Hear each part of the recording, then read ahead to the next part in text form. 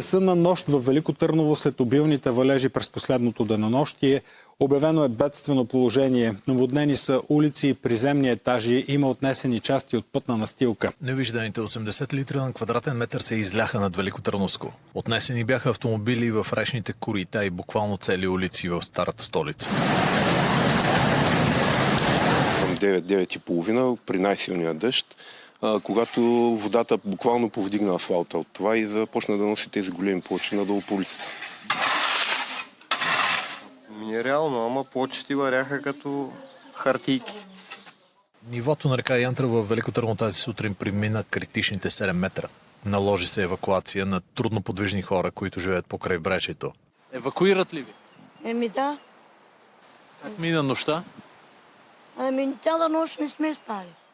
Най-вероятно ще има евакуация. Нататък в другата страна на квартала, от другата страна на Царевец. Да, има бедстващи хора, има наводнена цяла улица с жилища. Бедстващи хора, които повечето от тях бяха се евакуирани при свои близки. Имаме и 2 човека в кризисния център, които са настанени на община Велико Търново. Затворени за движение бяха много пътища, сред тях и главният за Стара Загора. Река Янтра излезе от коритото си до южния пътен възел в Велико Търново и наводни пътя Велико Търново-Стара Загора, който остава затворен. Бедствено положение, освен Велико Търново, обявиха още Габрово, Дряново, Севлиево, Априлци. Прогнозите са дъждовете в тези райони да продължат през целия ден.